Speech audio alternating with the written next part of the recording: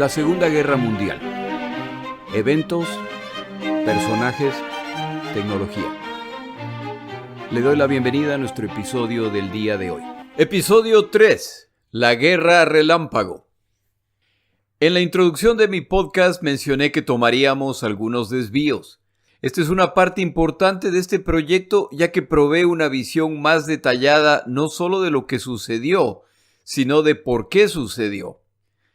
El desvío para explorar a los personajes es importante, ya que estos personajes conducen a sus naciones en una dirección específica debido, en cierta medida, a quiénes son ellos y su comprensión del mundo y de su importancia personal.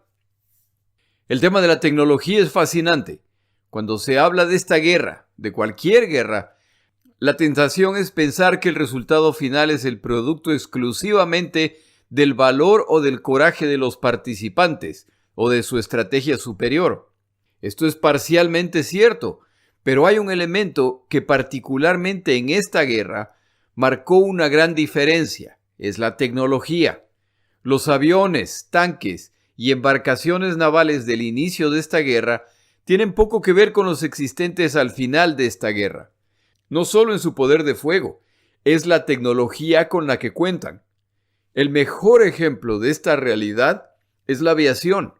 Los magníficos aviones de pistón que combatieron en la Segunda Guerra Mundial, incluso antes del final de esa guerra, ya eran obsoletos. No solo algunos, todos eran obsoletos. Creo que encontrará estos episodios interesantes debido al impacto de la tecnología en esta guerra.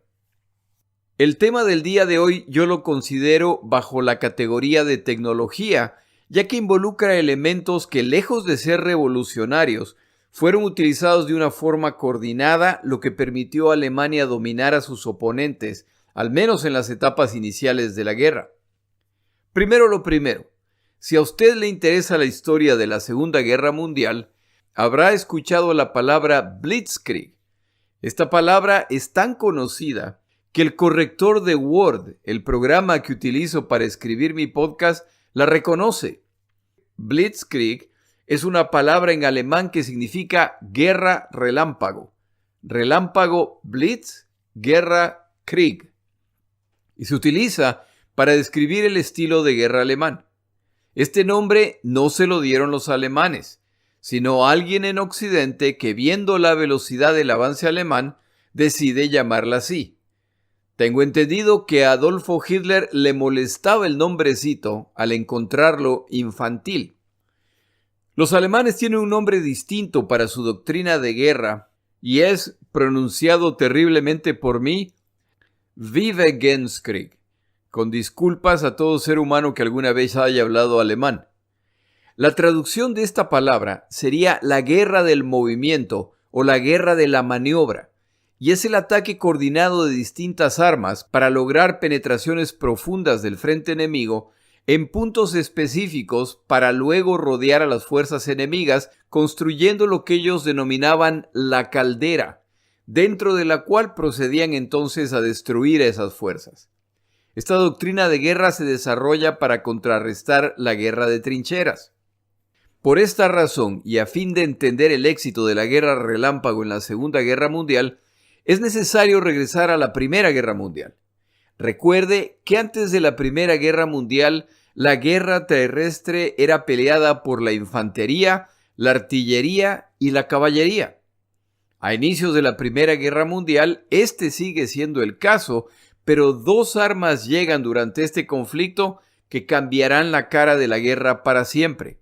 Me refiero a los vehículos blindados, los tanques y la aviación.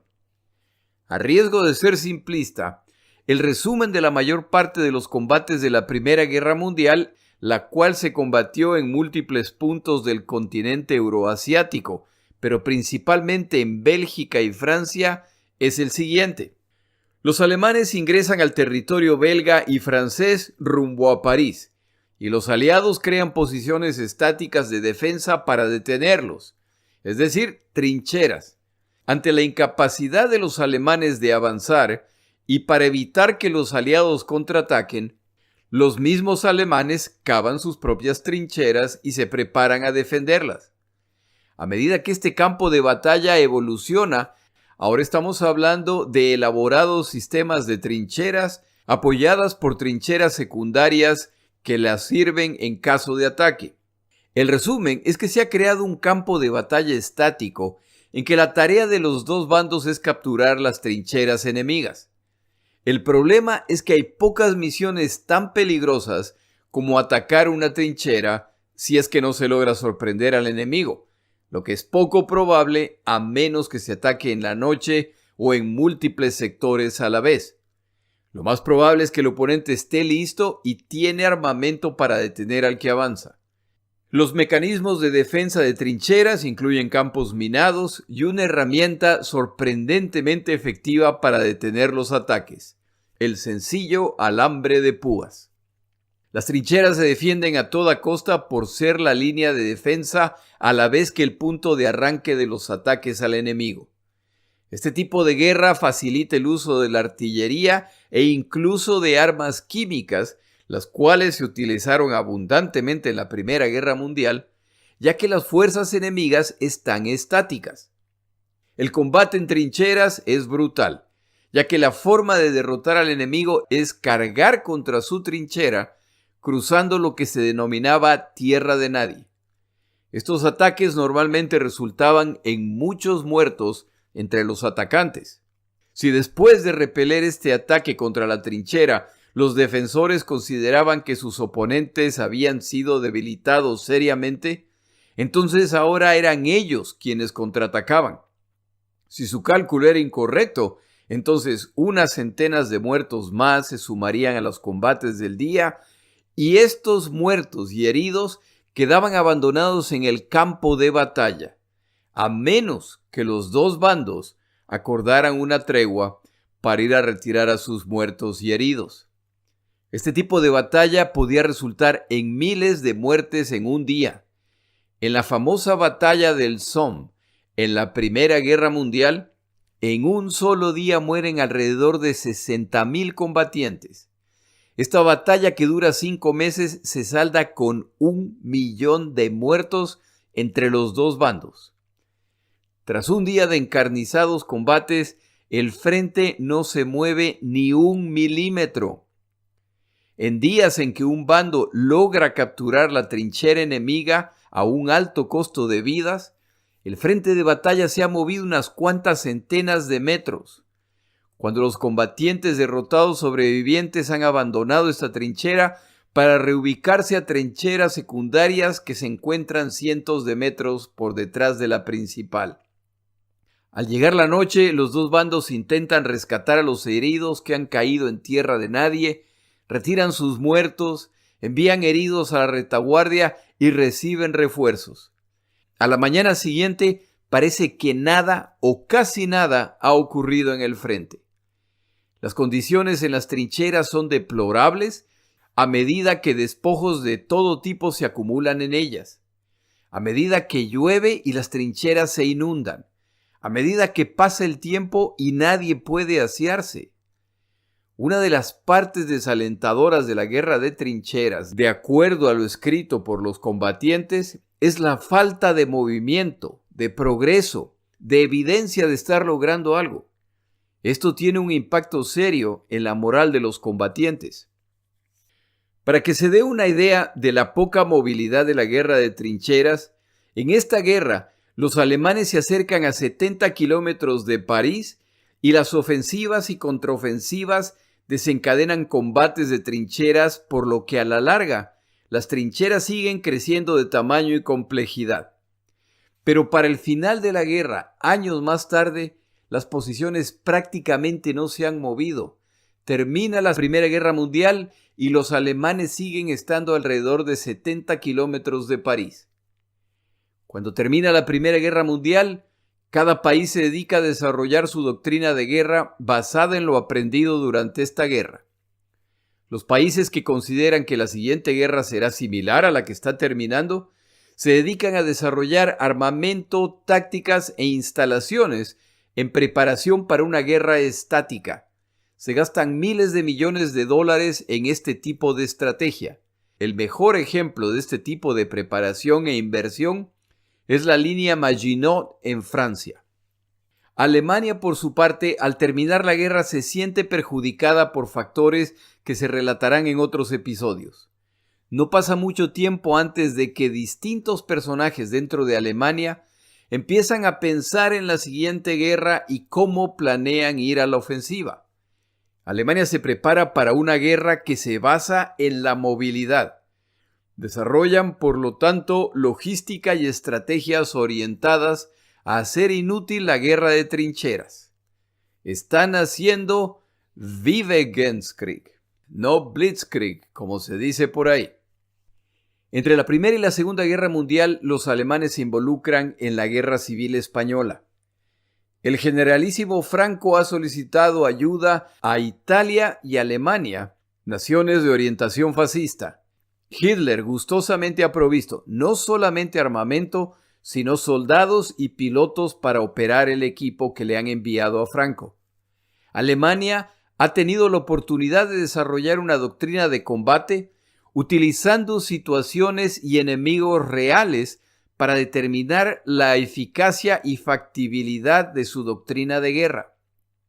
Los alemanes han entendido además el impacto de la fuerza aérea al apoyar operaciones en tierra, la importancia de la movilidad y por lo tanto de la logística, lo que les permite lanzar rápidos y contundentes ataques que son seguidos por nuevos rápidos y contundentes ataques, lo que causa que el oponente nunca logra organizarse.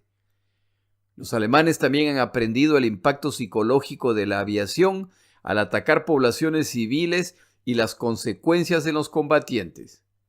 Sobre todo han aprendido la necesidad de la coordinación entre las fuerzas que atacan para alcanzar objetivos únicos.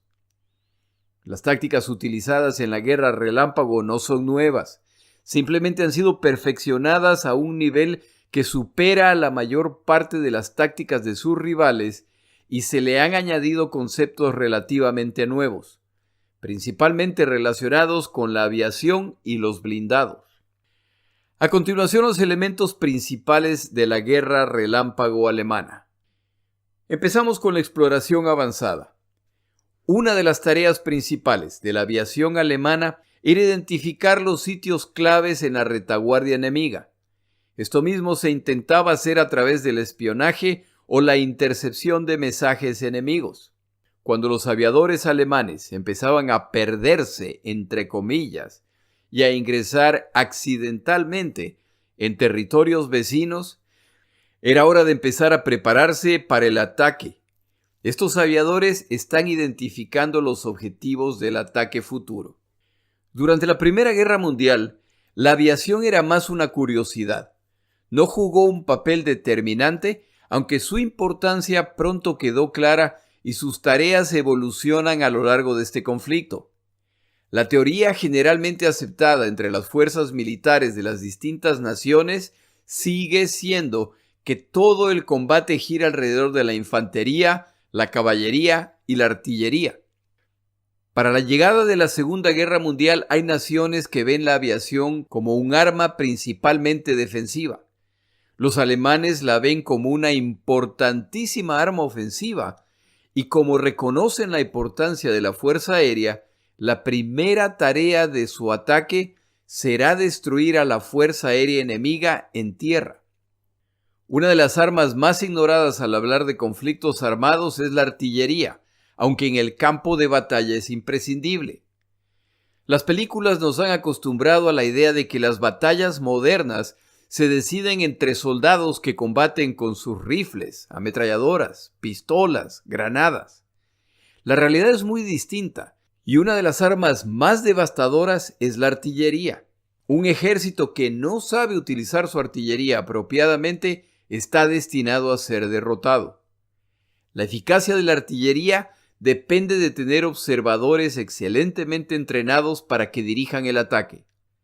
Si parte de la fuerza aérea se utiliza como artillería volante, es posible no solamente atacar, sino descubrir objetivos que no se pueden ver o alcanzar desde tierra. Con un buen sistema de comunicación, un aviador puede advertir a las tropas en tierra respecto a movimientos enemigos. El avión alemán destinado para este fin es el famoso Stuka, un avión de ataque a tierra en picada, conocido no solamente por su capacidad de ataque, sino además por el efecto psicológico de las sirenas con los que cuenta, las cuales hacían el ataque del Stuka aún más aterrador. Los Stukas eran capaces de atacar desde el aire objetos inalcanzables o muy complicados desde tierra. Este avión no era perfecto, y parte de su imagen era el resultado de la propaganda alemana. Utilizando como ejemplo el Stuka, este avión alcanza su mayor potencial si es que puede atacar sin tener que preocuparse por aviones enemigos, ya que el Stuka carece de la agilidad para combatir contra los muy ágiles cazas de combate. De aquí el segundo punto clave de la aviación. Uno de los pasos iniciales de un ataque alemán es destruir la aviación contraria, idealmente antes de que despeguen o en el aire si no hay otra opción. El más famoso representante alemán a cargo de la tarea de combatir en el aire es el Messerschmitt Bf-109, caza de última generación que combina la velocidad, la agilidad y la potencia de fuego para enfrentar a cualquier caza de la época. Fue sin duda uno de los mejores cazas de combate de la Segunda Guerra Mundial.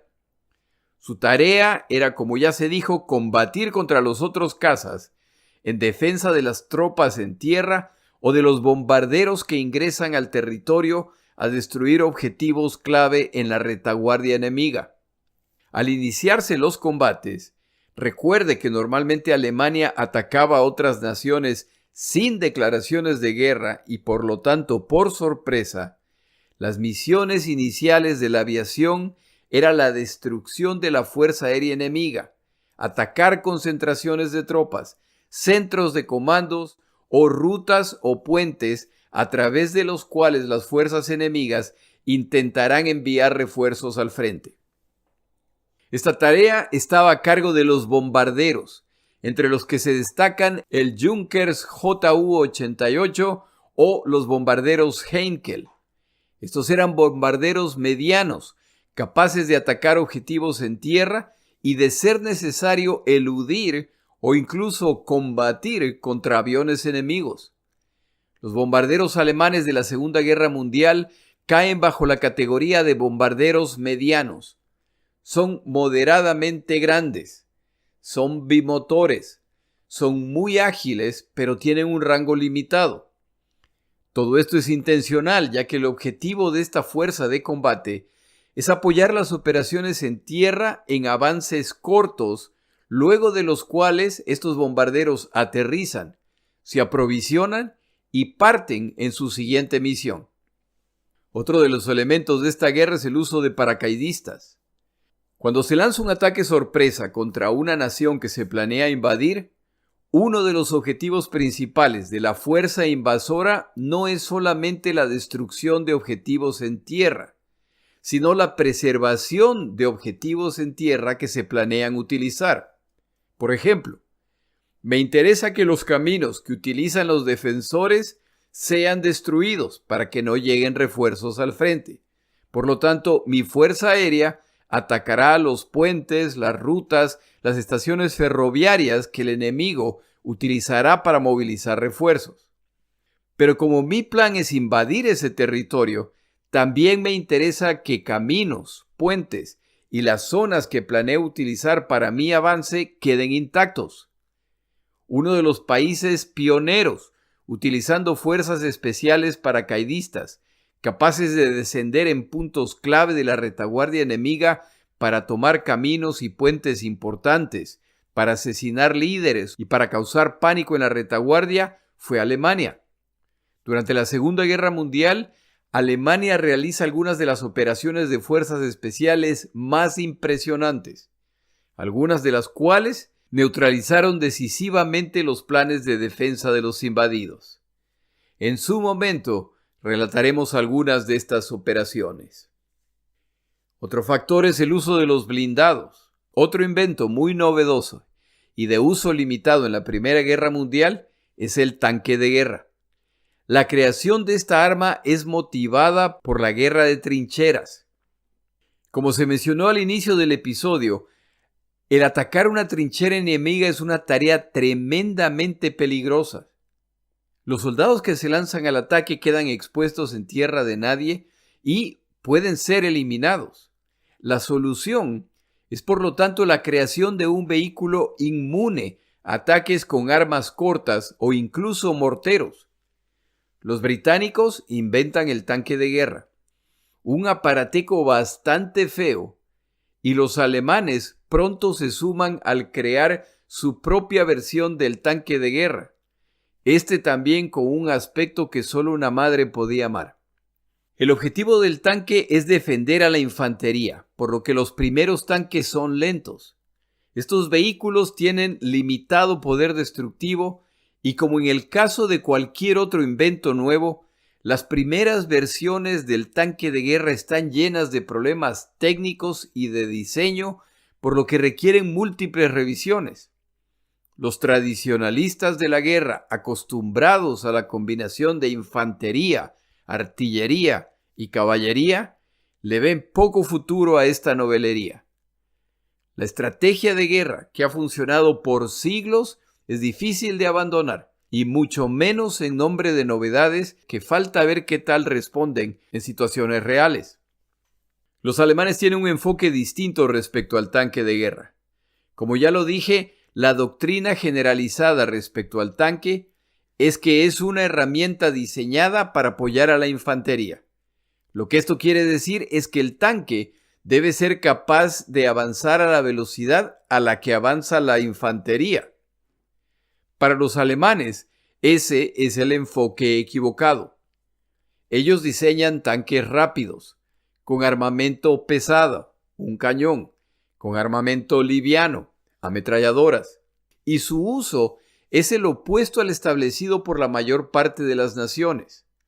Los tanques no apoyan a la infantería apoya a los tanques.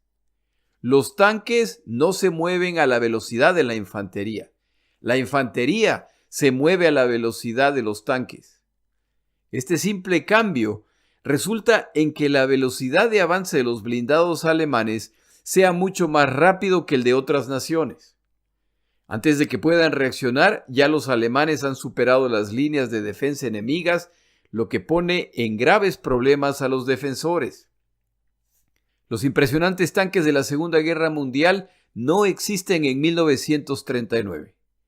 Estos empezarán a aparecer a partir de 1942. Por lo pronto, el tanque principal alemán es el Panzer II, un modelo de características muy similares a los de sus oponentes, pero su uso bajo la estrategia que estamos describiendo los vuelve letales en el campo de batalla. No solo que avanzan mucho más rápido que los tanques enemigos, sus ataques son coordinados con los de la aviación, la artillería y la infantería, y la combinación resulta en la destrucción de las fuerzas enemigas. El plan alemán tampoco es perfecto, y uno de los riesgos del rapidísimo ataque de los tanques alemanes es que terminen en medio de las tropas enemigas. Cuando ese es el caso, los tanques son vulnerables a ataques con armamento corto, incluyendo bazucas o incluso minas. Por esta razón, los alemanes también desarrollan vehículos blindados y semiblindados capaces de avanzar a la velocidad de los tanques a la vez que son capaces de combatir. El objetivo de estas fuerzas de apoyo a los blindados es alcanzar a los tanques alemanes que avanzan, combatir contra la infantería enemiga y proteger a los tanques. Una vez controlada la situación, los tanques alemanes se reaprovisionan y nuevamente se lanzan al ataque. La infantería los sigue y se repite el proceso. Nada de lo que hicieron los alemanes durante la Segunda Guerra Mundial era nuevo. Ellos simplemente lo hicieron mejor que el resto al utilizar herramientas legales e ilegales con mayor eficiencia que sus rivales, al menos en las etapas iniciales del conflicto. La llegada del vehículo blindado, el tanque y sus vehículos de apoyo, y la coordinación con la Fuerza Aérea permite a los alemanes identificar y concentrar sus ataques en los puntos débiles o deliberadamente debilitados en el frente enemigo. Una vez que se rompe el frente enemigo, empieza el movimiento de pinza. Imagine una pinza que tiene dos brazos, entre comillas. Estos dos brazos son las columnas de blindados que avanzan rodeando un área. Al llegar al punto acordado, los brazos de la pinza se cierran, creando un área en el centro. Es lo que los alemanes llamaban la caldera. Una vez que se cierra la pinza y se crea esta caldera, se procede a destruir o capturar lo que ha sido atrapado. Bien ejecutada, esta maniobra resultó en la muerte de millones de combatientes de múltiples nacionalidades durante esta guerra. Este tipo de movimiento solo se puede coordinar a través de excelente comunicación entre los participantes. Las superiores comunicaciones alemanas les permiten coordinar movimientos de pinza de distintos tamaños, en ciertos casos gigantescos. Si las fuerzas armadas enemigas no han alcanzado el nivel de sofisticación y conexión alcanzado por los alemanes, al iniciarse el ataque alemán están bajo la impresión de que están resistiendo el ataque alemán y que han logrado detenerlos en el frente. Si sus comunicaciones no son buenas, de repente descubren que el verdadero plan alemán era un movimiento de pinza que ha empezado a cerrarse a sus espaldas. Los defensores apresuradamente deben dar la orden de retirada o serán capturados o eliminados. Los afortunados que escapan del movimiento de pinza alemán solo pueden rogar que no se esté iniciando otro movimiento de pinza del que no escaparán. La campaña en Polonia es un excelente ejemplo de movimientos de pinza. Desde las gigantescas, por ejemplo, el ataque desde Prusia al norte del territorio, en la frontera alemana desde el oeste o desde Eslovaquia, desde el sur del territorio polaco, o los múltiples movimientos de pinza menores que atrapan grupos de soldados polacos. No se debe menospreciar el impacto psicológico que este tipo de movimiento tiene en un ejército que debe pelear concentrándose en el frente a la vez que tiene que mantener un ojo en la retaguardia y estar listos para escapar. Por increíble que parezca, para el inicio de la Segunda Guerra Mundial, las comunicaciones entre combatientes y peor aún entre las distintas ramas de las Fuerzas Armadas de una nación era considerada por buena parte de las naciones secundaria. La comunicación tradicional a través de mensajeros seguía siendo muy utilizada, lo que quiere decir que los mensajes importantes o urgentes podían tomar horas en llegar a los centros de comando. Esto a usted y a mí nos puede parecer absurdo, pero es la forma en que se han combatido las guerras a través de la historia y los tradicionalistas se niegan a abandonar estas prácticas. El estado de las comunicaciones entre las ramas de las Fuerzas Armadas es tal que las distintas armas del ejército, la aviación, los blindados, la infantería o la marina, prácticamente pelean independientemente. Tienen una idea general de sus objetivos y de su obligación para operar en conjunto, pero con limitada coordinación. Tradicionalmente existe un celo entre las ramas de las Fuerzas Armadas de todos los países, y sin una coordinación central obligatoria, cada rama considerará su misión como la fundamental y buscará que las otras ramas de las Fuerzas Armadas se sometan a sus prioridades. En el contexto de una guerra, esta es la receta ideal para causar un desastre. Muchas de las naciones que tienen tanques no los equipan con radios, lo que les impide comunicarse con los centros de comando o con otros tanques durante las batallas. Si en medio de una batalla un tanque necesitaba comunicarse con otro urgentemente, el tanque debía ubicarse en un sitio donde el otro tanque o grupo de tanques lo pudiera ver para que un miembro de la tripulación especialmente entrenado abra la compuerta del tanque y utilizando banderas comunique el mensaje a los otros tanques. Como se imaginará, en medio de una batalla, esa tarea era la mejor forma de tener una entrevista inmediata con el creador. Los tanques alemanes están equipados con radios y han practicado incansablemente hasta desarrollar un sistema eficiente durante la batalla. Han desarrollado y practicado tácticas de emboscada, de ataques coordinados con la artillería, de ataques coordinados con la aviación, de señuelos contra otros tanques, de combate en conjunto, lo que les da la flexibilidad de realizar cambios cuando la situación en el campo de batalla cambia. Son capaces de advertir a sus compañeros cuando tanques enemigos se acercan desde puntos ciegos o cuando se dirigen hacia una trampa. Sus oponentes, que no cuentan con un sistema de comunicación similar, no tienen la menor oportunidad al combatir contra estas fuerzas. La Fuerza Aérea conoce los objetivos en apoyo a las fuerzas terrestres y cumple sus misiones para facilitar el avance. Comunica cambios u obstáculos inesperados e informa a las fuerzas en tierra si se producen emergencias. La visibilidad desde el aire da una perspectiva mucho más precisa para la toma de decisiones. Otro factor fundamental es la logística. De nada sirve el armamento más refinado o poderoso del mundo si en el momento clave se van a quedar sin combustible, munición, o si los ocupantes y los combatientes carecen de comida o agua. Durante el combate, el equipo se daña, es destruido y se maltrata como parte de la rutina diaria. Esto es particularmente cierto para el invasor, ya que el invadido opera en su territorio y está familiarizado con el terreno, los recursos y los planes de defensa. Sus líneas de reaprovisionamiento son cortas y lo necesario se encuentra cerca. Por esta razón, los alemanes necesitan ser excelentes respecto a la logística.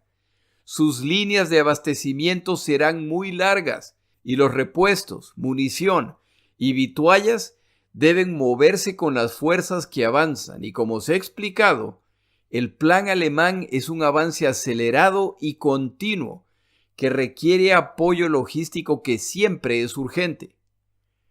Los alemanes mostraron su maestría y también un poco de fortuna en las etapas iniciales de la guerra. El verdadero desafío es cómo funcionará su cadena logística a medida que añaden territorios y el frente de batalla se incrementa en tamaño. La famosa guerra relámpago Blitzkrieg se vuelve tan famosa y mítica que es conocida por cualquier entusiasta de esta guerra. Hay mucho menos conocimiento respecto a los elementos de este tipo de estrategia menos glamorosos o incluso criminales. El primer punto a mencionar es que esta estrategia es favorecida por el liderazgo alemán porque requiere ataques violentos y rápidos que pronto fuerzan la capitulación del enemigo. Esto oculta la debilidad alemana, ya que como nación carecen de recursos suficientes para emprender una campaña de desgaste en que los dos bandos combaten con todo y por periodos extensos. Si este tipo de enfrentamiento se produce y el enemigo es capaz de resistir este tipo de conflicto, entonces las opciones alemanas se vuelven muy limitadas a medida que empiezan a escasear los recursos. Este ataque fugaz y permanente. Recuerde que al concluir un ataque, la tarea de este grupo es continuar y lanzarse en un siguiente ataque. Esta estrategia tiene la desventaja de que, por supuesto, uno de los resultados del avance es la captura de prisioneros. El prisionero es un lastre para el avance, y mientras más prisioneros capture, más de sus combatientes deberán dedicarse a la tarea de cuidar prisioneros. Sus provisiones serán consumidas por estos individuos, y mientras más exitosos sus ataques, mayor el número de prisioneros que captura, y con ellos mayor la lentitud con la que podrán avanzar las tropas. Es decir, que los éxitos de los alemanes se transformarán en su mayor problema, a menos que no haya prisioneros. Ningún manual militar va a declarar frontalmente que los soldados deben ejecutar a prisioneros desarmados, pero el ejército alemán utilizó consistentemente esta práctica deplorable, como se relatará en múltiples episodios de este podcast. Cuando Alemania inicia sus campañas contra otras naciones, al rato se ganan el nombre de los superhombres. Su capacidad de combate, su audacia y su resistencia física los pone a un nivel muy distinto a sus oponentes, y no es simplemente la impresión de observadores externos. Soldados alemanes en sus diarios reportan que llevan 60 horas combatiendo sin dormir o comer. Hay reportes de unidades alemanas que pelean por 10 días casi sin descanso. ¿Cómo es posible que estos hombres actúen como máquinas combatiendo todo el día y ser capaces además de combatir en la noche de ser necesario? Sus rivales en el frente al final del día están agotados y añoran la pausa natural de unas horas que permite la noche. Eso no existe cuando se combate contra los superhombres. No parecen humanos. Y hay quienes, viendo la velocidad del avance alemán y lo infatigable del combatiente alemán, hablan incluso de pactos con el diablo. La realidad es un poco más sencilla. La Alemania nazi, con su pervertido sentido moralista, era contraria a los abusos de drogas, por ejemplo, la heroína o el alcohol. Los mismos que critican y penalizan esas drogas promueven el uso masivo de Pervitin, una metanfetamina sintetizada en Alemania y a la que hoy se conoce en el mercado ilegal como Speed. Quienes están bajo el efecto de esta droga, dicen, no es que me conste, se mantienen en un estado de alerta altísima y por largos periodos de tiempo. Entre los efectos de la droga, el cansancio, el sueño y el hambre desaparecen por horas o por días. La compañía que produce esta droga la mercadea en Alemania y se vuelve un éxito inmediato al ir transformando a la sociedad alemana en un grupo activo, emprendedor, incansable para quienes no hay imposibles y para colmo esbeltos. Son la muestra de la sociedad y raza perfectas. El científico que ha sintetizado la droga y que la consumía permanentemente escribe en su diario: con Pervitin es posible trabajar por 36 o 50 horas sin siquiera notar la fatiga. Al iniciarse la Segunda Guerra Mundial, las autoridades tienen el uso perfecto para esta droga y esta es provista libremente y en cantidad a los soldados de la Alemania nazi, y los resultados en el campo de batalla son innegables.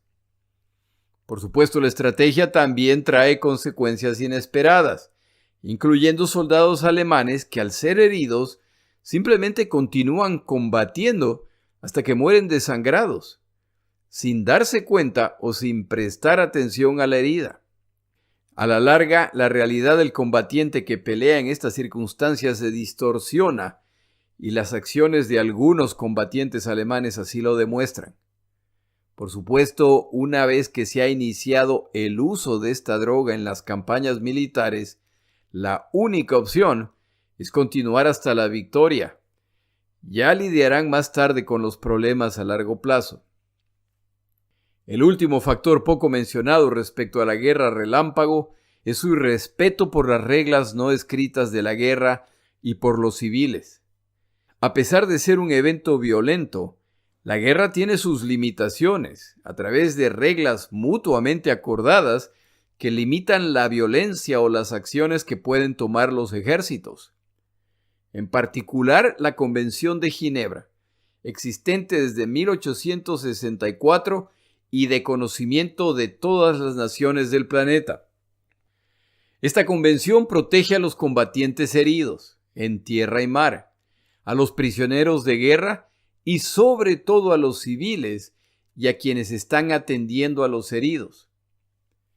En el caso de los ataques alemanes, sobre todo en el este de Europa, si para bloquear el acceso al frente de los refuerzos enemigos hay que bombardear civiles escapando, entonces esa acción es válida.